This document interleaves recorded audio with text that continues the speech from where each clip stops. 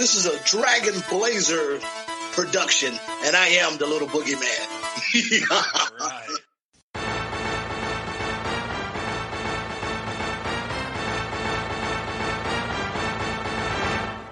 Coming down the aisle, it's the podcast tag team champions of the world, the Rage and Blaze Show.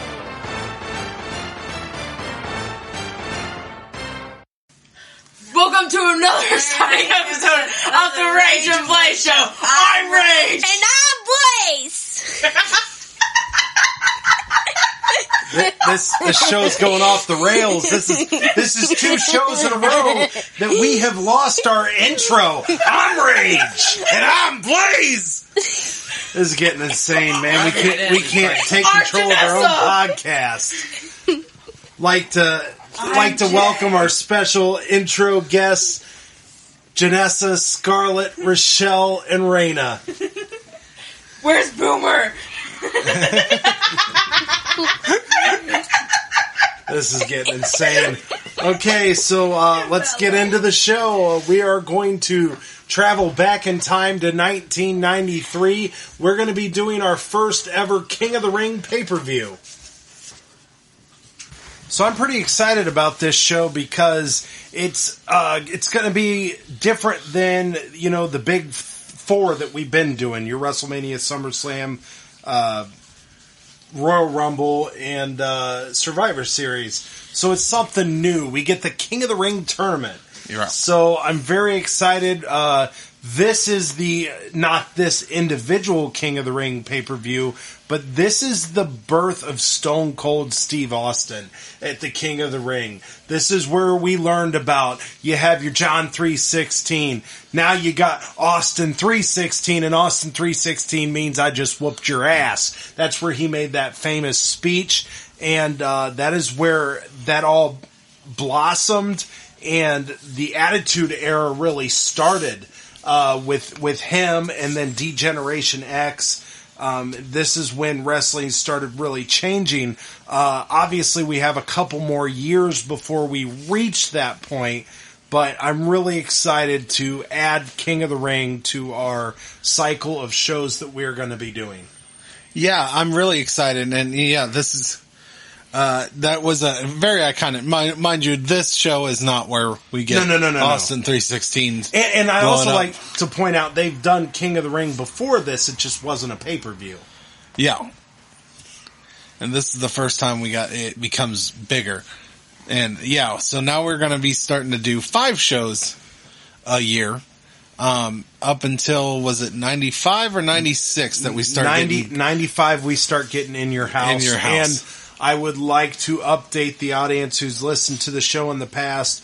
I had complained a little bit about Peacock, but since as of this moment, they have added the In Your Houses that we need. Because I was a little concerned that they didn't have them on there when we first switched over to Peacock. I was a little worried that what would happen when we get to that 1995. But they have added the In Your House. They have added Monday Night Raw all the way to the beginning. They have yet to add SmackDown to the beginning yet, so hopefully they get on the pitch. Well, we still got a while for that. Yeah, that's not till 1999.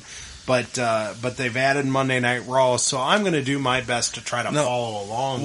One nice thing is, one thing we were a little worried about when the pay-per-views get a little longer, but luckily because of the Peacock, practices of, making sure nothing offensive is on there, the pay-per-views in the Attitude Era have been shortened to 30 minutes. So we have plenty of time we will have plenty of time to do these pay-per-views. Yeah, so about 30 minutes got saved from 3-hour pay-per-views. Yeah, yep. And this goes throughout the whole late 90s, early 2000s. So yeah, this will be just like watching a 20-minute comedy on NBC. Yeah. So it'll be good, Little Brooklyn Nine-Nine. Yeah. Little Brooklyn Nine-Nine. This will be easy. Yeah. We can do a whole year of pay-per-views in one podcast. That's right. Just because of all the stuff they're going to have to edit out. Right. So, you think they'll continue saying puppies, or do you think they'll... Puppies! you think they'll edit out the word puppies every show? I'm just kind of curious where the standards and practices stops. You know what I mean? If we're gonna get logical about this, they probably are gonna edit out the puppies talk because they'll probably edit out whatever it is he's looking at to say puppies. So this is true. There was a time where women in wrestling were not treated very. I think objectified is the term. Would be very the word. Objectified, yeah. Objectified would be the word. So we definitely getting ready for these bra and panty matches. Yeah, we definitely have a different landscape of. I mean, look at this year's WrestleMania. In my opinion, between 2 nights of WrestleMania, Sasha Banks and Bianca Belair, they were the top of the whole show between both nights. Women's wrestling has completely changed what we get to see. They used to hire models. Now they're actually hiring wrestlers. Yeah, so it's for the better. Definitely for the better. Because that main event, I thought, was the best of both nights. I thought that match was amazing. Oh, I think we've already talked about that. Yeah. Definitely, so we're not going to rehash that. Definitely the best of both nights. Instead, what we are going to do is, before we start talking about the King of the Ring pay-per-view, we are going to talk about the WWF King of the Ring video game on the Nintendo Entertainment Center. Or system. Nintendo Entertainment System came out in November of 1993. This would be the final NES WWF game released. So we are done with NES. We have already started with Super Nintendo and Sega games, but they were still releasing games for Nintendo for people who hadn't made that jump to the new system yet. This would be the final one they would receive before you would no longer get Nintendo games or at least not WWF Nintendo games. So this game features 11 wrestlers: Hulk Hogan, Randy Savage, Bret Hart, The Undertaker, Shawn Michaels, Razor Ramon, Bam Bam Bigelow, Yokozuna, Mr. Perfect, and the narcissist Lex Luger. You also get a special character titled You, where you can actually change his name, and it basically is your first glimpse. You don't really get to create much. He's already who he is, but you get to change the name of the wrestler, and this is our first glimpse of Create a Wrestler on any video game. Yeah, I mean, it's bare bones. Far. It doesn't look like you can even change the color of the trunks. It literally is just changing your name, but it says you can also assign attributes to him. So you can, attributes, huh? Yeah, so you can make him stronger, faster. So you can mess with his attributes, but you don't get to mess with his physical appearance. And you do get to change the name of the character. So that's crazy. So it's just our, and it's just and it our started first on Nintendo, early, and not it started on Nintendo. That's crazy. We haven't even had that feature on Super Nintendo yet. No. So that's kind of an interesting scenario. Also, there was a Game Boy version of this game I'd like to point out, and The Undertaker and Bam Bam Bigelow were not included in the Game Boy game, but the rest of the wrestlers were. The move sets were very simple, basic move sets. Punches, kicks, body slam, suplex, a throw, a drop kick, stomps, elbow drops, and a move off the turnbuckle, which looked kind of like a elbow drop. There are no signature moves, so no special moves. The only thing different between the wrestlers other than appearance was their speed, strength, and stamina attributes. So they did have different attributes, but all their movesets were identical. I feel like that was also different, because I don't think we've had any of these games with attributes. I think you're right. I think this even is on Super Nintendo or game. Sega. Yeah. So you also have the normal mode that you can face all the wrestlers, win the WWF Championship at the end.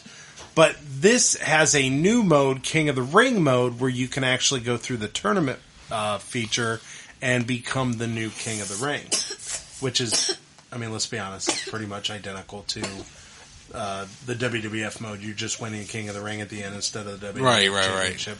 And it just shows a picture of the crown, and hey, congratulations, you are the new King of the Ring. Same with the WWF Championship. You are the new WWF Champion.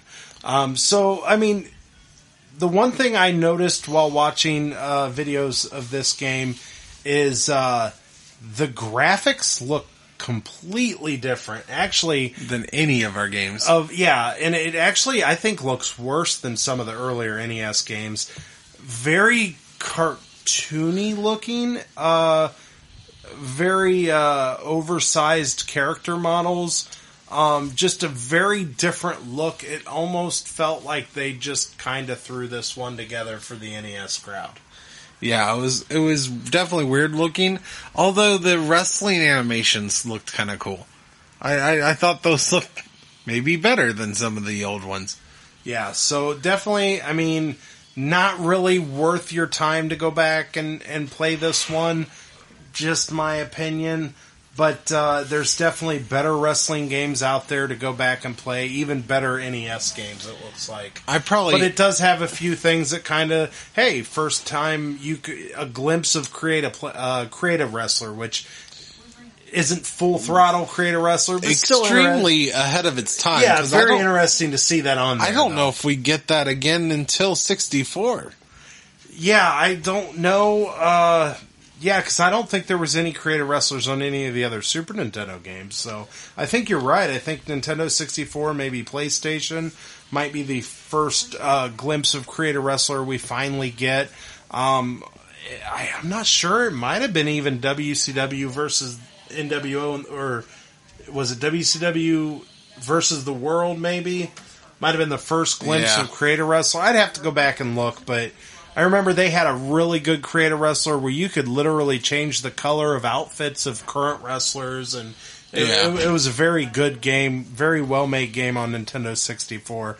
And then, of course, WWF ended up taking over the THQ, and then that's when we got WWF games of that similar nature. Yeah. But they originally started off as a WCW game maker, so...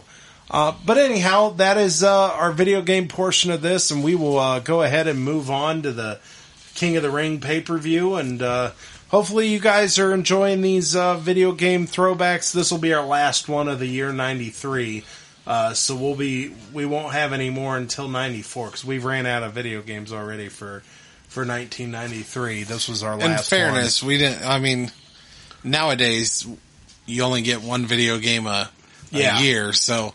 You know, they were kind of really pushing out wrestling games back then. Yeah, they were punching them out, and but they were throwing them on different consoles. They were making, well, the biggest thing is the reason we got multiples is because it seems like they're making them for different consoles. Like the Sega Genesis had a different version than the Super Nintendo and the Nintendo version. And you had all these different, and we had I think the one was a Sega CD game or whatever. So I mean, they're not releasing the same game on multiple systems, which is what they eventually do nowadays.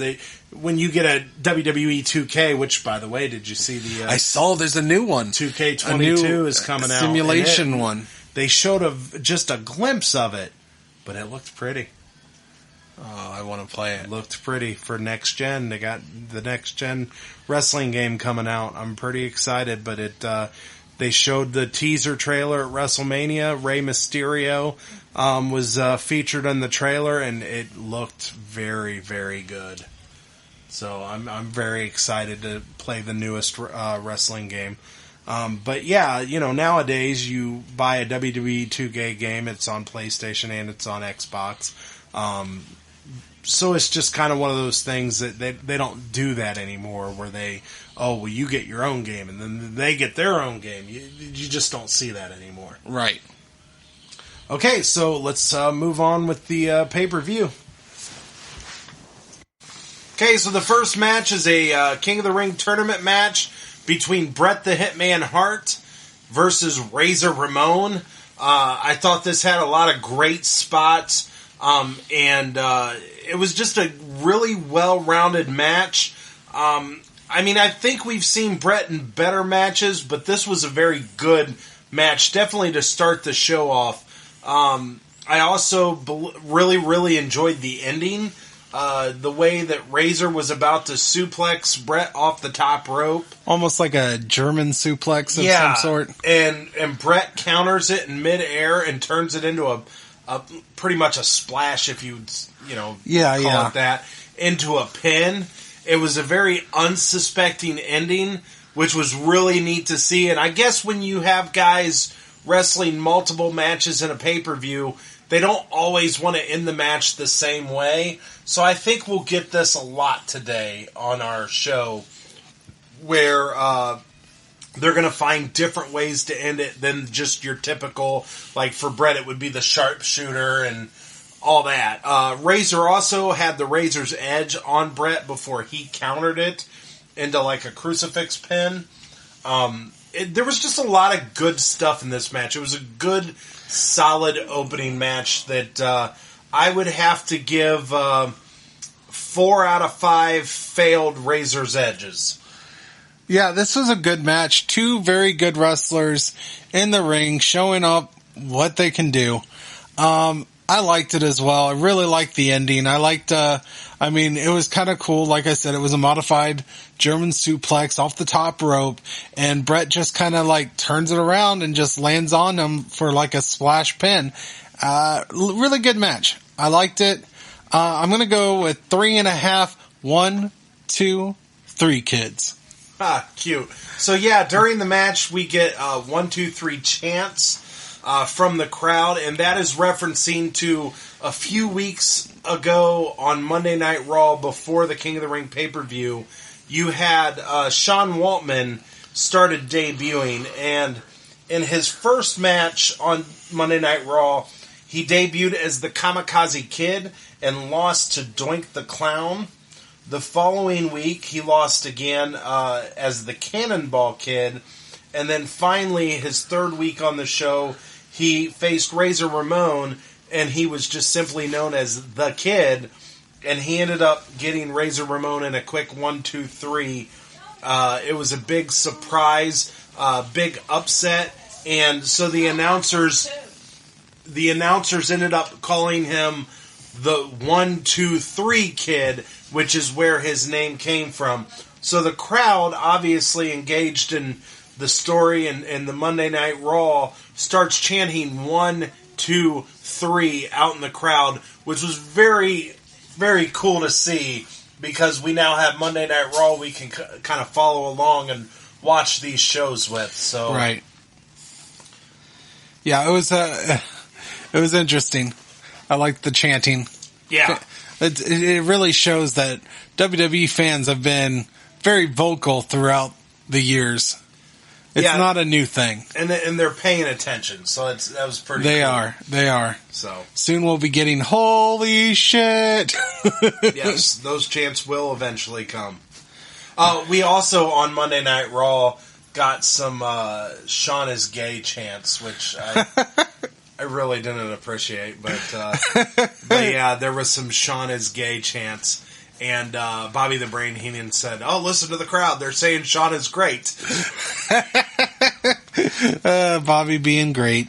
So, okay, let's keep this rolling. Second match of the night is between Mr. Perfect and Mr. Hughes. So they also show a little video package. It looks like Mr. Hughes is feuding with The Undertaker currently, and he is actually holding on to Paul Bear's urn because he took it from them during a WWF Superstars episode. So they're showing that, he's got this urn. This match, I don't know how to say it. This match wasn't the worst in the world, but there was some clunky things that made this match kind of bad. Mr. Perfect made a few things look really good, but then there was a few parts that just looked really, really bad. You can tell Mr. Hughes was not that great.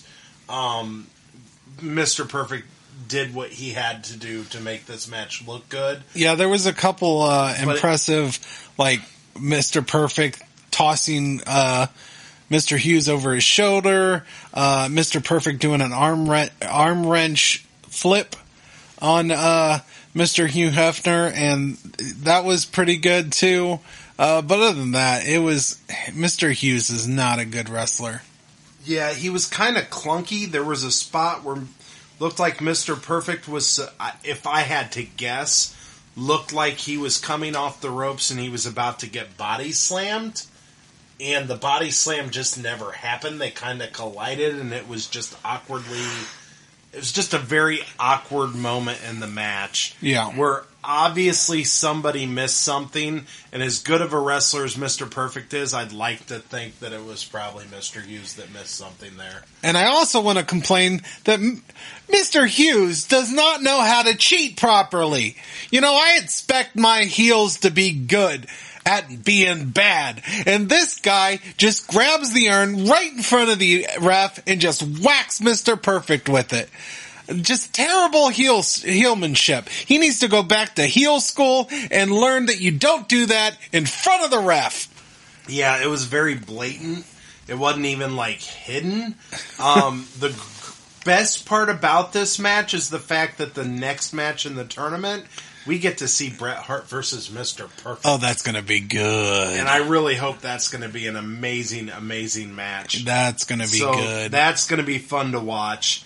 I'm going to have to give this 2.5 pairs of sunglasses. 2.5 pairs? Which I will say the most impressive thing about Mr. Hughes was not losing those shades during the whole match. Never even lifted up. You never saw his eyes. I'll give him 5 stars for that. Not for the match. Keeping the shades on during a wrestling match. I'm going to give this to Mr. Hughes, go back to school. Wow. Heel school. Bad guy. Okay, so we'll keep this ball rolling, and I'm really enjoying the whole tournament format. This is I cool. love tournaments. It's kind of like WrestleMania 4 all over again. I didn't love that. But I love it in the King of the Ring. Yeah. Okay, so the third match of the night is between Hacksaw Jim Duggan and Bam Bam Bigelow. Bam, bam. And I'll tell you what, I didn't expect much out of this match, and not that this match was blew me away, great, nothing, but there was actually a couple really fun spots. Very impressed that Hacksaw Jim Duggan body slammed Bam Bam, and it wasn't even sometimes when you see a half-ass body slam because guys are too heavy, yeah, he literally got him upside down and freaking body slammed him. It was very impressive. So Hacksaw is a strong guy. Yeah, so there was a lot of fun spots in this match. I wouldn't call it a greatest match ever or nothing, but this actually pleasantly surprised me. Yeah, it was slightly better than we Oh, yeah, feared. Definitely. Because I don't know about you, but I'm not a huge Hacksaw fan. Yeah. He very rarely does anything all that impressive in the ring. A lot of his matches are short, and he panders to the crowd. Yeah. And a lot of the matches, he's sticking his thumb up, ho! Just you getting USA chants and ho, and it just not a lot of great stuff. I don't know which is worth him or Hulk Hogan. But I did like the way this match ended with Duggan trying to do his 4-point stance. He looked like he had control of the match. Bam Bam gets out of the way. Duggan hits the top turnbuckle with his head after charging Bam Bam. Drops on the ground, and Bam Bam goes up to the top rope and does his flying headbutt. So the way this ended was pretty creative. I really liked the ending of this match. And honestly, I really enjoyed this match. Like I said, a lot more than I thought I would. I saw these two guys, and we've said this before on the podcast, that Bam Bam, his early matches, he was very athletic for a big guy. And I feel like his second run with the WWE, because obviously I think he left and came back. Now that he's back with the WWF, I'm sorry, now that he's back, I feel like he's older and more overweight, and I don't think he's been doing a lot of the stuff we had seen him do when we first saw him in the late 80s. So I think he's lost a lot of that, mobility that he used to, do the cartwheels and do some crazy stuff that you didn't really see big guys do. Is just a different Bam Bam at this point in his career, it seems like. But this match impressed me. Like I said, the body slam that Duggan did on Bam Bam, I was like, oh my gosh, that's a big boy. So I'm going to have to give this 3.5 bald head tattoos. Okay. I'm going to give this and I agree, this was, like I said, a lot better than it should have been, I guess. I'm going to give this 3 bam, bam, bam, bam. 3 bam, bam, bam, bam, bams? bam, bam, bam, bam, bam, bam, Okay. bam, bam. You should have stopped at 3, though, since you... Bam, bam, bam. Bam, bam, bam. Bam, bam, bam. Fair enough. Okay, so there we go. And like I said, this was a decent match. I was pleasantly surprised. So let's keep going. Okay, so the next match is the final match in the first round of the King of the Ring tournament. It is the narcissist Lex Luger versus Tatanka, and both guys in this match are undefeated. So you knew this match was going to end in a certain way. Otherwise, both undefeated streaks, one of them was going to be in jeopardy. So, of course, what they do here after a very solid outing is 15-minute time limit expires, and there's no winner. But also, before the match, they forced Lex Luger to put on a protective sleeve. An elbow pad. Well, it's for his forearm. An armband. So they put on this forearm specifically because he has been hitting people with his forearm with this steel plate that has been in his forearm. So he's been knocking people out. So they told him he had to put it on before the match started or he was going to be disqualified. I thought this match was a very, very solid match. Unfortunately, it ended in a 15-minute time limit. But I kind of understood why they did it. But I just think it's funny because this is very reminiscent to what they did with Hulk Hogan and Andre in WrestleMania 4 during the first round of that tournament. I will say, though, this was a much better way to do it because in that Hulk Hogan and Andre match, one of them should have got disqualified where the other one didn't, but they did a double disqualification that made absolutely no sense. Yeah, I completely agree. So, basically, this one made a little bit more sense. It protected both guys' winning streaks. And then, of course, Lex Luger took the protective sleeve off and hit Tatanka over the head at the end of the match. After asking for 5 extra minutes, he didn't get granted the 5 extra minutes. Bam Bam Bigelow will get a bye. I don't think you were paying attention, Rage. He just wanted to, fist bump. And Tatanka just moved his face in the way, and he accidentally hit him with the forearm. So, there was nothing wrong there. Tatanka just is stupid. So anyhow, I gave this match a solid 4 steel plates in your forearm. Okay. I thought it was a very well done match. I hate the fact that it ended in a draw, but I understood why. I'm going to go ahead and give this about... I'm going to give it a 3 forearm fist bumps. Okay. Okay, so the next match is the semifinals of the King of the Ring tournament. Bret the Hitman Hart versus Mr. Perfect. And this is an instant classic. This is an amazing match. Great emotion and wrestling moves going on. The way this match ended was incredible. I don't know how to describe it. It was like a suplex. Oh, that wasn't the end, but yeah. Towards the end. It was towards the end. A suplex going outside, but they don't let go of the suplex position. Even when they land outside, they stay interlocked. So they both land outside, interlocked, as if they were still about to do a suplex. I don't think I've ever seen anything like that. I don't know if I have either. It was pretty cool. It was pretty crazy. So the intensity of this match was dialed up. You could tell, even though Mr. Perfect is the face in this match, you could definitely tell he played the heel role. For sure. There was a couple moments where he put his foot on the ropes to give leverage on a submission hold, and just different things that a heel would do as opposed to a face. And he clearly went to heel school because he actually did it while the ref was not paying attention, unlike Mr. Hughes. Yeah, so this was definitely a very well done match.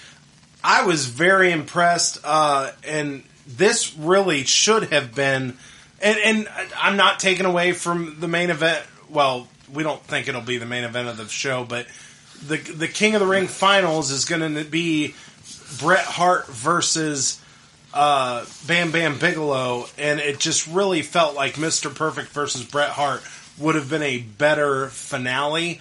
Now, granted, we haven't watched this match yet, so I can't really dog on it, but I don't know how you top that match. I don't think you do. I think they made a mistake here. It should have been Bret Hart and Mr. Perfect in the finale. Yeah, so this was definitely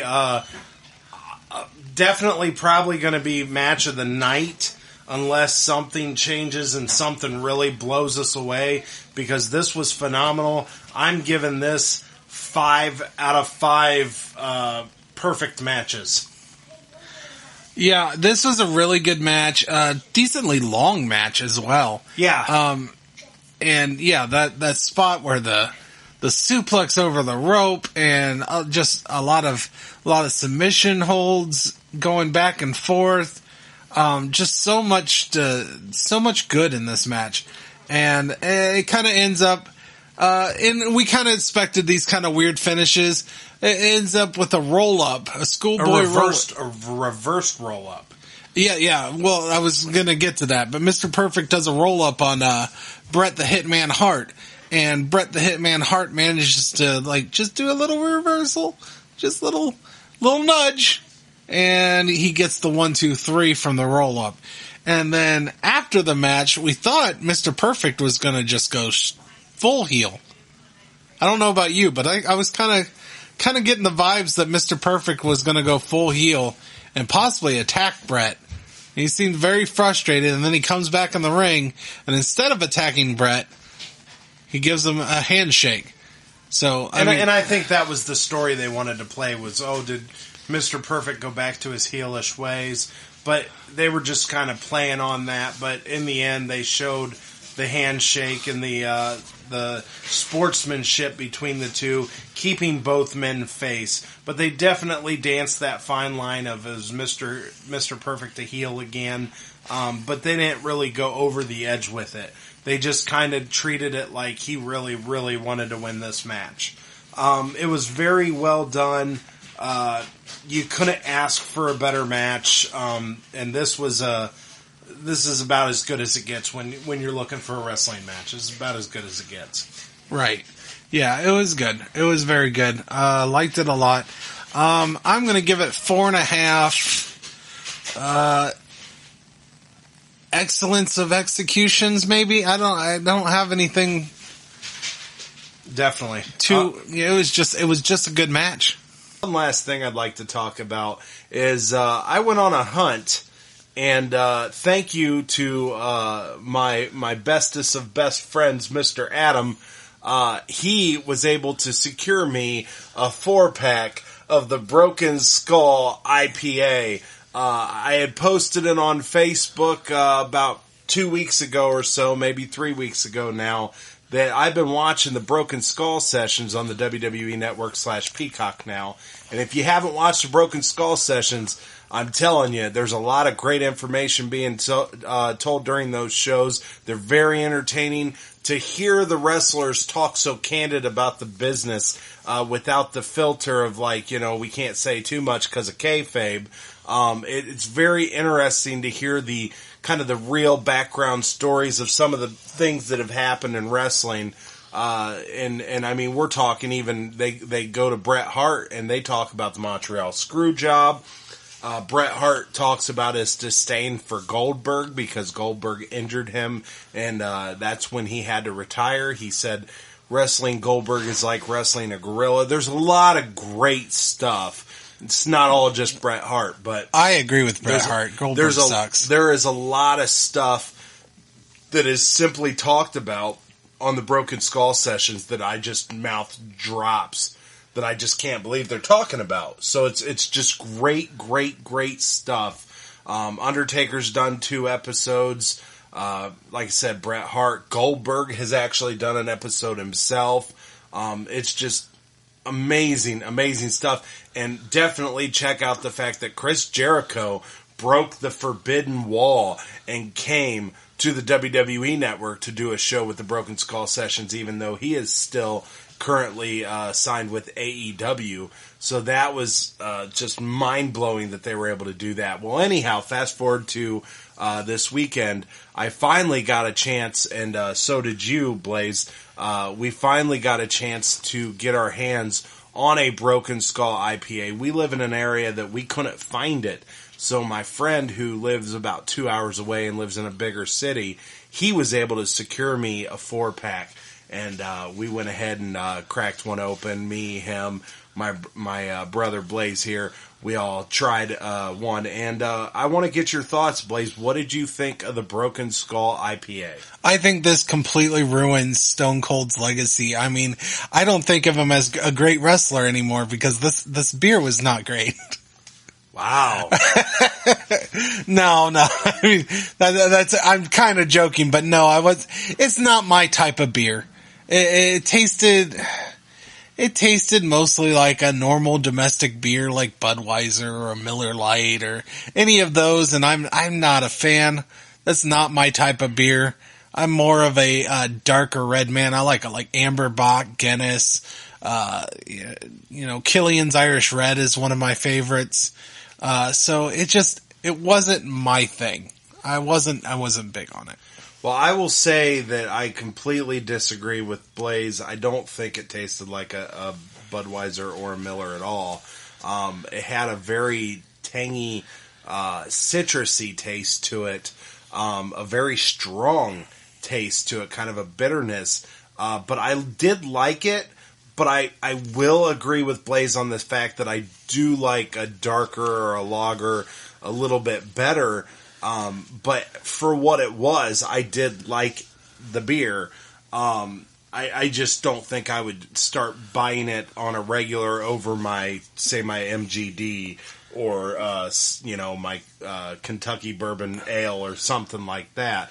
I would, but I do like it. I would drink it again. But no, it's not going to be like, oh my gosh, I have to find this beer every time I want to drink beer now. But I did enjoy it. It did have a strong taste to it, strong aftertaste too, I thought. It really did. It had a strong aftertaste. But no, I didn't think it was horrible. I'm not going to knock it like Blaze did, but I did enjoy the beer. I'm glad that I tried it. Thank you for finding it and bringing it to me. But it's probably not one that I'm going to try to get again. It's just not my beer. I'm really picky with beer. I'm not big on a lot of them. And as I've already mentioned, my taste is way off from what this tasted like, and it wasn't my thing. And sure, maybe it's probably because I haven't had a Budweiser or any of those type of beers in a long time, so I kind of forget how much what they taste like. I don't like them, so unless someone gives me a free beer, I drink free beer. Don't get me wrong. You want to hand me a Budweiser? I'll drink that Budweiser, but I'm not going out there and buying one myself. You know what I'm saying? Yeah, I hear you. But yeah, like I said, I just didn't want to mislead the crowd, or the audience just to let you know this is definitely stronger tasting than a Budweiser or a Miller Lite. So I just didn't want to mislead everybody and think that they taste the same because I guess it's probably better than that, but it wasn't my thing. But it's a very citrusy tasting beer. Just to give you a heads up, it's like a citrusy tasting beer. But like I said, it was good. I was happy. I enjoyed the adventure of kind of trying to locate it and asking everybody on Facebook. It was awesome to get the people to kind of help me, lead me the right direction. Some people said, "Oh, check this place," but in the end, every place that they were trying to get me to check was kind of a far distance. I would have had to make plans to go do it. And luckily, my best friend Adam, he came from 2 hours away to Cleveland. We met up at Cleveland this past weekend for the NFL draft. We ended up getting to experience that, and he happened to find me a 4-pack, and he brought me a 4-pack of Broken Skull IPA. So thank you, Adam. That was awfully awesome of you. And me and him cracked open one, and we tried it. And he seemed to like it. And I will tell you one thing about Adam. He's not a beer drinker. He does not really do beer. He does more of a Smirnoff or a Red's Apple Ale. He does those type of drinks. He doesn't really do beer. He said as for a beer, he didn't think it was that bad. So, and he is not a beer drinker. As a matter of fact, I thought he would drink one all by himself. He didn't want a full one. He just wanted to try it. So he just tried it. So, all right. So it is time to go back to part 2 of the 1993 King of the Ring. Okay, so the first match on part 2 is actually also our first match without it being a part of the King of the Ring tournament. It is for the WWF World Heavyweight Championship. Hulk Hogan is the champion. He is taking on Yokozuna. And this match just was... I don't even want to call it good, but I don't want to really call it bad. It is what it is. But there was quite a few moments I kind of really enjoyed. One towards the end, he tried to do the big boot on Yokozuna, and it took him 3 times before he toppled him over. He also did a leg drop to try to finish it, and Yokozuna threw him off of him. It was that was an awkward one, wasn't it? Yeah, it was. Yokozuna just tosses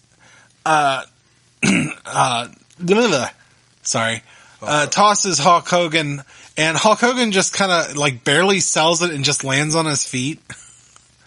And then there was an earlier moment where Hulk Hogan does the test of strength, and he's being pinned by Yokozuna, and he pushes Yokozuna off, and it was obvious. I mean, it was really badly obvious that it was fake, and Yokozuna, jumps off to make it look like, oh, Hulk Hogan's just got this amazing strength to throw this 500-pound man off of him while he's on his back.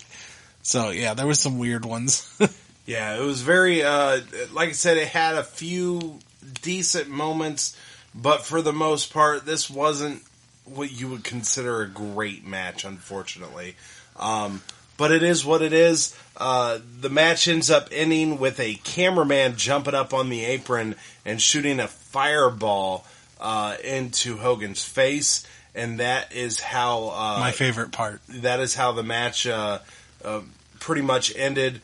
But the good news is Yokozuna did do a move on him after the fireball, which, if you remember right, one of my critiques of the Bret Hart Yokozuna match was that the powder got thrown in Bret Hart, but then no move was done after. So it was like, oh, you're blinded, so you can't kick out of a 3 count. Right. It was kind of weird. Where this time Yokozuna, I think he went off the ropes and did something to, kind of give him a, he kind of did a move to kind of secure it. I think he did like a splash. I think Hogan fell on the ground and he did a splash on him or something. So I was just happy to see that match end in a better way than the Bret Hart Yokozuna match because I was very disappointed in the ending there. I was okay with the chalk being thrown, but I thought you got to put the exclamation point, and they didn't do the exclamation point. But then after the events that happened afterward, maybe Yokozuna was like, fuck it, I'm not doing the exclamation point. I'm about to lose in like 15 seconds. Fair enough. So maybe he was just like kind of had an attitude about it. Who knows? Right. Who knows what really happened? We can't ask Yokozuna anymore. Obviously, he's no longer with us. But I ended up giving this match a 2.5. I'll say 2.5 big splashes. All right. Yeah, I'm going to give this 2.5 Scorpion Fatalities. Okay. Because, Toasty! Yeah. I got you. Okay, all right, let's move on to the next match. Okay, so the next match on the card is an 8-man tag team match. It is the Steiner Brothers and the Smoking Guns versus Money Inc. and the Head Shrinkers. And I have to say that this match was very short. It only was 6 minutes and 49 seconds. But it was, I thought, crowd pleasing. It was a fun match, but it was a very short match. Yeah, there wasn't a lot of Steiner Brothers in this. Yeah, was mostly the Smoking Guns, which and then the $1 Million Man and then one of the Head Shrinkers. So there wasn't a lot of action. I don't think every man got in the ring, to be honest. I don't think so either. Other than the fact of getting together and like having a big brawl. But there wasn't like anybody getting in the ring. Not everybody got tagged into this match. So I was a little disappointed because the Steiner Brothers have really impressed us every time we've seen them. And we just didn't get to see much of the Steiner Brothers because they were showcasing the new tag team that had just been brought into Raw. They've been doing, on the Raws before this, they were doing the whole video packages of, hey, the Smoking Guns are coming, the Smoking Guns are coming. And I think they might have had maybe 1 or 2 matches before this pay-per-view. So the Smoking Guns just got to the WWF as of this pay-per-view. So they were the hot new team that they wanted to showcase. But unfortunately, we didn't get a lot of action from Rick and Scott Steiner because of it. Of course, this is our first time on the podcast, if you haven't watched Raw before this, but this is the first time on the podcast we have got our chance to see badass Billy Gunn, obviously. He's much less badass at this time. Before he is badass Billy Gunn. Their entrance was kind of interesting. They brought out some guns and just kind of fired them off in the air. So that was kind of cool. And kind of like that. So we got pre-Rikishi and pre-Billy Gunn, badass Billy Gunn in this. It wasn't a great match because there wasn't much to talk about. Yeah, it wasn't a bad match. It just wasn't a lot of match. Yeah, and I think is the problem. There was no Famouser, so that was sad. And it was a very quick finish, but it was one of those finishes that stunned $1 Million Man type of finish. It was like, how did I just lose? It was a roll up finish. It was just kind of like getting out of dodge. He was kind of up against the ropes, and he was able to do the roll up finish. So I gave this match 3 smoking pistols. Pew pew, pew pew pew, pew pew. You gave that a 3? I gave it a 3. Other than seeing, because there was a lot of fun stuff going. There was a lot of fun stuff going on with a lot of guys getting involved. I thought. I guess I was gonna go with like 2.5. Okay, that's fine. 2.5 badasses. Fair enough. Okay. Okay, so before the next match, we end up getting a slew of interviews. First one with Shawn Michaels. He introduces Diesel for the first time, so we get our first look at Kevin Nash on the show. We find out that he showed up at an event in Albany, New York, to help Shawn reclaim the Intercontinental Championship from Marty Jannetty. Now, I've been watching Raw, and Marty Jannetty had just won it just a couple episodes ago. So to find out that Shawn Michaels was the Intercontinental Champion for this pay-per-view, well, I guess I did find out later on Raw that Shawn did win the title, but it was like the last Raw before. But the match between him and Marty Jannetty didn't happen at Raw, or I don't believe it happened on any program, and I think it happened at a house show. Yeah. So I am curious, since you've been watching, were they promoting a match with Marty Jannetty? No. They hadn't really promoted what match was going to happen. I think the match was originally supposed to be Shawn versus Marty Jannetty at King of the Ring. I don't know how it got changed. I don't know why they took the belt off of Marty Jannetty before the pay-per-view. I don't know the background situation or the backstage story of that. We'd have to look into it. But I think they were kind of teasing that would be the rematch, but they never officially said, hey, order King of the Ring, this is going to be a match. Matter of fact, actually, I believe they originally slated a match. You know what? I don't think Marty Jannetty was supposed to defend it at all, because they actually advertised a match between Shawn Michaels and Crush, and then later on the next week on Raw, they said now it would be for the Intercontinental Championship, because originally he wasn't the Intercontinental Champion. Yeah, I was just asking because, I'm naturally assuming that Marty Jannetty did something stupid again. Yeah. And probably got fired by the company, and that's why they took it off of him. So I was just curious. Yeah, I don't know any backstage story. I just know he did win it on an episode of Monday Night Raw. And then we also get an interview with Yokozuna and Mr. Fuji. Well, mainly Mr. Fuji doing the interview. And Jack Tunney. Jack Tunney congratulates Yokozuna for winning the title. And that was pretty much it there. And then we also get an interview with Mr. Perfect. He seemed a little irritated. Still kind of teasing that idea that maybe Mr. Perfect's going to go back to being a heel. Which I don't hate, because I think Mr. Perfect is just like an amazing heel. So, I don't think it's a bad idea if they were to do that. You mean if they did do that? If they did do that, yes. Sorry, my bad. Okay. So now the next match we have is Shawn Michaels versus Crush with Diesel in Shawn's corner. And this was an okay match, but I kind of expected more, being that it was a Shawn Michaels match. I thought it had quite a few decent spots in it. Nothing too over the top amazing in this match like you mostly get with Shawn Michaels. But the ending just really bugged me. The ending had two doinks coming out, smoking cigars, looking up at Crush in the ring, and then Shawn rolls Crush up in 1, 2, 3. No finisher move, no nothing, no attack from behind, just a schoolboy roll up. And then he wins the match 1, 2, 3 just because Doink came to ringside. So I just thought the ending was kind of blah. I wanted to love this match because of it being a Shawn Michaels match. First time seeing Kevin Nash. Yeah, getting to see Kevin Nash for the first time. Diesel. He didn't get too involved.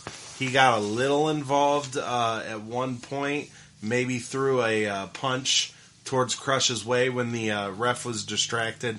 But that was about it. He really just didn't play a big factor in the match. He came out wearing acid wash jeans and like rhinestone jacket and everything, very 90s looking. But overall, this was just to me, this was three. I'll call it 3 acid wash jeans. Yeah. Yeah, this match just really didn't have a lot. There was some kind of cool things with, Kevin Nash does, attack Crush at one time. The ref was, not looking. Crush is, near the turnbuckles, and on the outside, he gets thrown into the ring post. I'm going to go ahead and give this 2.5 smoking clowns. Okay. Okay, so now it's time for the main event. It is Bret the Hitman Hart versus Bam Bam Bigelow for the finals in the King of the Ring tournament. And I thought this match was pretty fun, pretty exciting, pretty confusing. So, we'll get into the fact that it was a very well done match. Obviously, Bam Bam doesn't quite have the same match skills as some of Bret's other opponents, so it was a little bit different of a Bret match, but it was still a very entertaining, very fun, very good match. The confusing part is about halfway through the match, Luna Vachon comes down the aisle, hits Bret Hart over the chair one time. As far as everybody knows, the ref doesn't see it. Bret gets back into the ring. They wrestle, I'd say, for a couple more minutes. And then the referee counts 1, 2, 3. Bam Bam Bigelow does a diving headbutt off the top ropes, gets the 1, 2, 3. But then another referee comes and reverses the decision, but doesn't disqualify Bam Bam. Says the match has to continue. I've watched wrestling a long time. I don't know if I've ever seen an ending quite like this. Yeah, it was just bad timing, kinda. Yeah, if you were gonna do it, maybe try to disqualify him when it first happened, and then maybe get Jack Tunney involved and say, we have to have an official king, we're gonna restart this match. I think the way they did it really kinda looked bad, because it looked like Bret honestly didn't deserve to win this match, because it looked like he got away with the Luna Vachon chair shot. I think the story they were trying to tell is that Luna Vachon interfered, and then when the win was about to happen, that's when, because the person that overturns this is actually Earl Hebner, who is not the referee of this match. He comes out, and you could almost even say, well, that's how long it took for him to see it and be like, oh no, this isn't gonna fly. And he comes out to the ring and like, no, this can't end like this. I watched this, he interfered, or he had some interference going on, start this match back up. Yeah, it was just a very awkward way. Well, anyhow, the match continues. Obviously, Bret Hart ends up turning things around, and he ends up winning the King of the Ring tournament. And so Bret Hart is your first pay-per-view annual, because they've done King of the Rings all the way back to 1985. It just wasn't a big pay-per-view yet. But this is your first of the 10 annual pay-per-views that we're about to go through. He is your first King of the Ring winner of those. I would give this match probably a 3.5 crowns, maybe. So, first thing I want to say is, one thing I did really like about this match was that it told a story. It told a good story. It told the story of Bret Hart had already been in 2 matches before this match, and he was tired. And Bam Bam Bigelow is taking advantage of him. And you could tell, like, Bret just looked tired through the entire match. And Bam Bam just took advantage. And then, of course, the cheating happened and everything like that. And even after that, Bret still, like, Bret is this amazing storyteller in the ring. At least that's how I feel. And he just played it off, and even the win wasn't dominant. He wins on a sunset flip roll up and manages to kind of just get a sneaky win. So I actually really thought this match was very good by storytelling wise. Nothing, not even close, compared to the match between Bret the Hitman Hart and Mr. Perfect. Yeah, that was a masterpiece. Like I said, I gave that a 5. I think you gave that a 4.5. So definitely was no question there on well, I guess we're kind of getting ahead of ourselves. We haven't quite got to that segment, so we'll just kind of go a little bit further here and talk about what happens after the match, where Bret Hart is supposed to do his ceremony and be crowned the king, but Jerry the King Lawler comes and puts a stop to the ceremony and actually calls him a fake king and says, if anything, you can be a prince, but I'm the only king in the World Wrestling Federation. And, of course, he attacks Bret Hart with the scepter and the crown. And the pay-per-view goes off with actually Jerry the King Lawler, the one standing tall, while Bret Hart gets pummeled by him. He does get booed and called the Burger King. Yes, we do get a Burger King chant, which I'm kind of curious if Burger King paid them to do that or if they just happened to do it because they thought it was funny. If Burger King paid them, that was terrible advertising. It's like, yeah, we want you to insult him by calling him the Burger King because that's the only king he is. I don't know if that's the kind of marketing I would want if I was an executive for Burger King.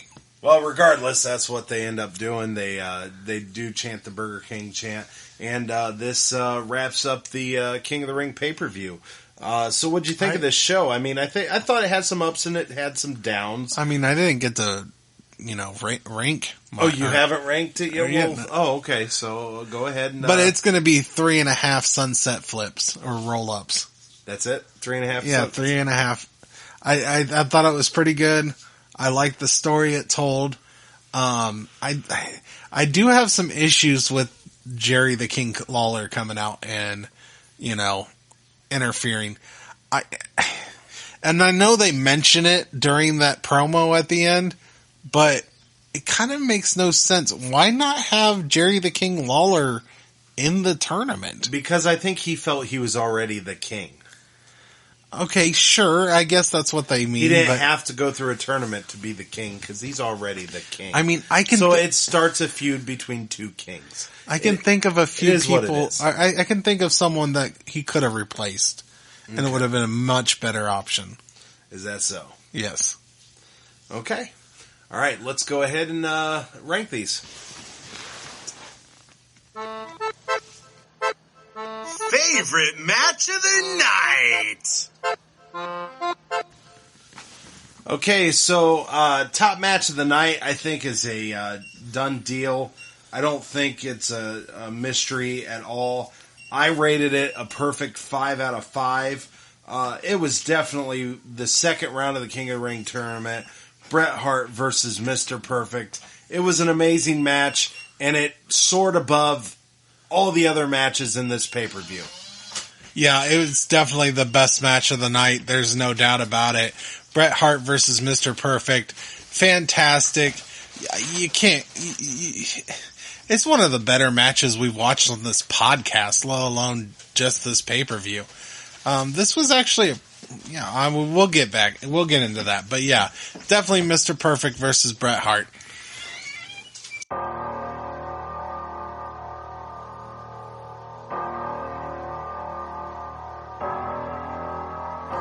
Worst match of the night. Okay, so the worst match of the night, I think we're going to be unanimous again. Definitely the first round, Mr. Perfect versus Mr. Hughes.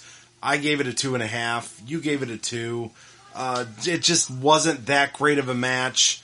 It was just the bottom barrel of this pay-per-view for sure, I thought. Which is sad because Mr. Perfect was a highlight, and obviously this match is because of Mr. Hughes is the problem, and it is definitely the worst match of the night. Definitely some clunky and some awkwardness.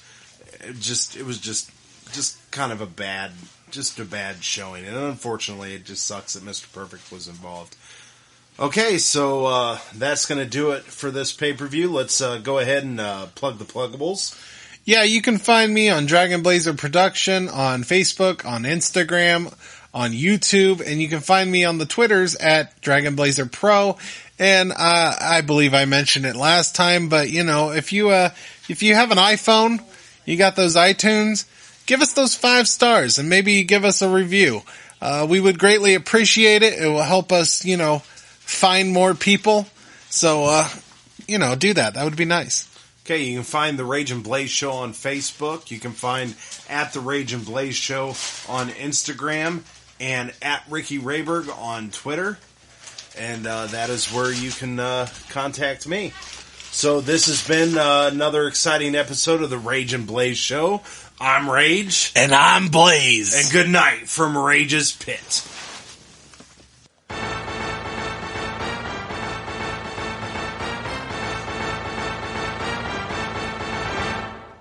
And here is your winners, and still podcast tag team champions of the world, the Rage and Blaze Show. Thank you for listening.